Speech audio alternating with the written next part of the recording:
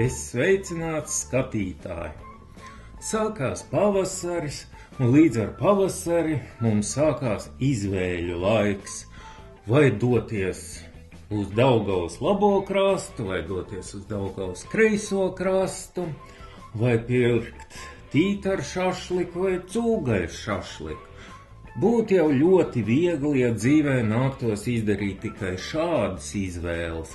Toties gadās arī dziļākas izvēles, un tieši tāda tagad būs mūsu nedēļa. Debesjumā Dvīņos ir iebraukuši divi ļoti aktīvi džeki – Mars un Merkurs. Kas tad ir dvīņi? Dvīņi ir izvēle. Dvīnis var izkāpt no gultas pa labo pusi, var izkāpt pa kreiso pusi. Dvīnis var dzert tēju, dvīnis var dzert kafiju. Un debesjums mums piedāvā tagad diezgan pamatīgu izvēles nedēļu. Jautājums, cik viegli tu, skatītāji, izdari savas izvēles?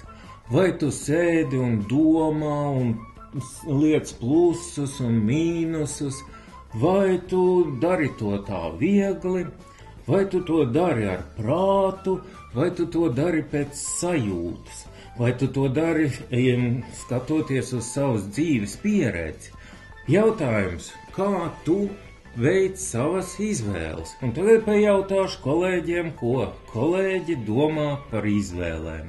Es par dvīņiem, nevis par izvēlēm šoreiz. Es pat esmu dvīņas. Un kā dvīņi izdara izvēles?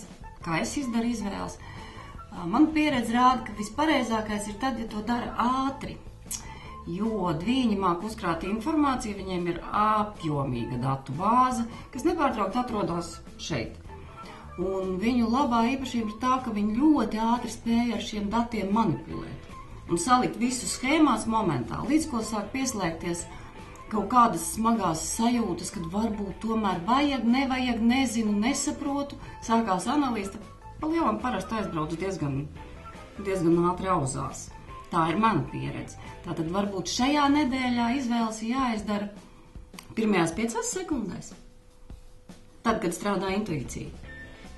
Varbūt es esmu uzmanīgais vēzis, savukārt savas dzīves laikā es esmu iemācījies izvēles veikt diezgan ātri un ļoti konkrēti. Ja es kaut ko ņemu, tad es ņemu. Un šķiet, ka šajā nedēļā, kad debesjums mums piedāvā visu šo te enerģiju, dvīņu enerģiju, tavējo, mums ir jāpaskatās, kā mēs šīs izvēles darīsim. Principā pat nav jāskatās, kā mēs viņas darīsim, izvēles ir jādara. Un jādara viegli. Ja mēs ejam ceļu A, mēs nekad neiesim ceļu B. Protams, tas ir skumji, bet toties... Droši vien, ka nevajag par to šaubīties, ja izvēle ir izdarīta. Ja es esmu lēmumu pieņēmis, tad viss. Tad tā kā nekrītam iekšā tajā, kā tur bija tajā ceļā B, vai tur vajadzēja. Tā ir tradicionālā lieta, kad mēs nožēlojam to, ka mēs neesam gājuši ceļu B, bet mēs aizmirstam to, ka mēs esam gājuši ceļu A. Un man šķiet, ka ejot ceļu A, mums vēl vajadzētu sevi apbalvot par to, ka mēs esam izdarījuši izvēli. Drosmīgi vēl piet. Jā, drosmīgi, ātri, un ziniet, ir viena lieta. Ja jūs kļūdīsieties ar izvēlēm, ja jūs mocīsieties ar izvēlēm, jums vienmēr paliek auzu lauks. Auzu laukā ir auzas. Ir auzas. Galu galā, kad tu skatītāji pēdējo reizi esi bijis auzu laukā, pavadījis tur kādu laiku un izbaudījis auzas. Un vispār tā nemaz nav kļūda, tā ir jauna pieredze, kā ir būt auzu laukā. Jā, tik tiešām arī rūnu prognozes sola lielas, pat vērienīgas pārmaiņas. Notiks kaut kādi procesi, kurus nevarēsim īsti ietekmēt. Un ja jums arī šķitīs, ka jūs tagad esat šo procesu autors vai kaut kā ietekmējat, esiet uzmanīgi. Iespējams, jūs esat iebraucis kaut kādā iedomībā vai augstprātībā. Visticamāk, jūs būsiet šo pārmaiņu elements. Un izvēle tik tiešām aktualizēsies. Ko darīt? Kā rīkoties?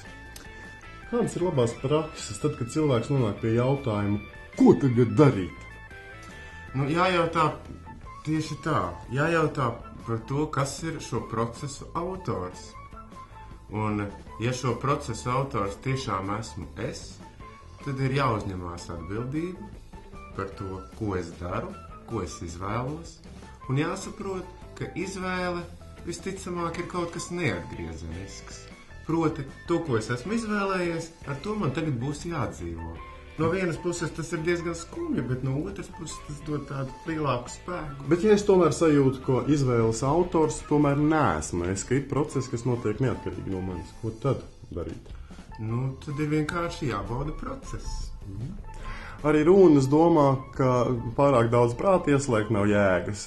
Iepriekšējie kolēģi teica par ātrumu, par vieglumu. Rūnas saka, pakļaujieties savām sajūtām. Plusus un mīnusus likt nebūs laika un nebūs jēgas. Ir jāsajūt, kur tad doties, palikt uz vietas, pa A ceļu, pa B ceļu, uzreiz varbūt drošības pēc auzās. Nu, tā ir jūsu izvēle. Katrā ziņā šī būs laba nedēļa. Laba. Jūs beigās paskatīsieties, ka izvēlējāties tomēr labu lietu. Būs jauka izvēles nedēļa. Būs tā. Būs.